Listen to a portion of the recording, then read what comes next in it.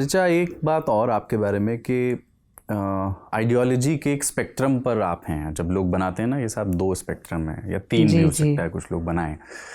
और आपने social media पर अपनी बातें खुल करके लिखी हैं अतीत में। कुछ हो सकता है कि बात के दौर में उसकी फ्रीक्वेंसी में कुछ कमी आई हो, बट एक लंबे अरसे तक अपनी बात, अपने पॉलिटिकल वर्ल्ड व्यू को सामने रखने के बाद आपकी कुछ लर्निंग्स हैं क्या?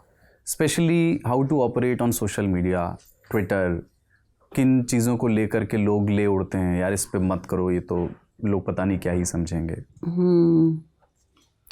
आई थिंक उस पड़ाव से तो मैं बहुत आगे आ चुकी हूँ।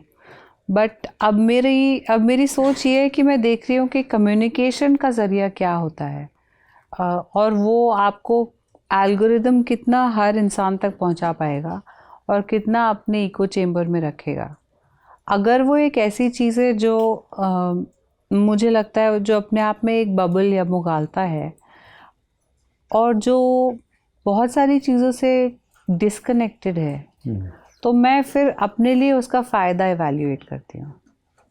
मतलब मुझे ऐसा लगता है कि एंग्री यंग मैन वाली बात हो जाती है कि बट वो धीरे धीरे यू अंडरस्टैंड कि इसके लिए किस तरह का आपको अपने आप में क्या बदलाव या समाज में बदलाव जो आप चाहते हैं, you have to live that truth. तो if I want more healing in the world, then I can't always be angry. I have to channelize that anger. So the good output for something like that is creativity for me. एक जैसे आपने अभी 9 दिसंबर 2024 को एक quote tweet किया। Seneca एक ancient philosopher हुए हैं और उसमें आपने लिखा है कि religion is regarded by the common people as true, by the wise as false and by rulers as useful. आपको नहीं लगता है नहीं अद्भुत बात है ये? हाँ। कितनी सेंचुरीज बीसी के इंसान ने ये बात की, जो एक मतलब पुराने स्वेटर की तरह, आप और मैं वो और सेनेका और मैं पुराने स्वेटर की तरह ये वाला ट्रूथ शेयर कर रहे हैं। मेटाफर यूज किया ना इन्होंने रिसेंट कॉन्वर्सेशन में। बिल्कुल। मैं लेकिन मतलब मैं थोड़ा रिलीजियस, जैसे रिलीजन या स्पिरिचुअलिज्म दोनों डिफरेंट चीज़ें हैं हालांकि, बट वो एक जर्नी है। तो आप दोनों उसमें आप स्वयं को कहाँ देखते हैं? मतलब आप एक है, कई लोग ये कहते हैं कि यार मैं एग्नोस्टिक हूँ, कई लोग कहते हैं कि मैं थोड़ा रिलीजियस हूँ, बट ये मेरा प्राइवेट स्पेस है और मैं बहुत ज़्यादा इस बारे में बात नहीं करना चाहता। आई रिस्पेक्ट दैट अगर वो है तो। कुछ लोग कहते हैं कि नहीं, मैं समवेयर इन बिटवीन हूँ, मैं अभी भी एक एक्सप्लोरर की तरह हूँ वहाँ पर। आई एम नॉट श्योर कि मैं रिलीजन को कैसे परसीव कर रहा हूँ। आई थिंक वो उससे भी we are more into things like meditation than this. तो जब आप मेडिटेशन या किसी की जड़ में पहुंचते हैं तो आपको ये दूसरी चीज़ें मैटर नहीं करती। हम वो चीज़ डिस्कस करते हैं। I don't understand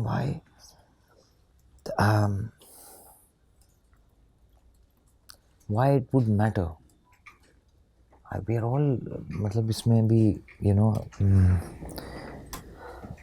is it because I don't know, you have to know, or people behind have to know, or an audience has to know, and everything is being based, it's just based on this.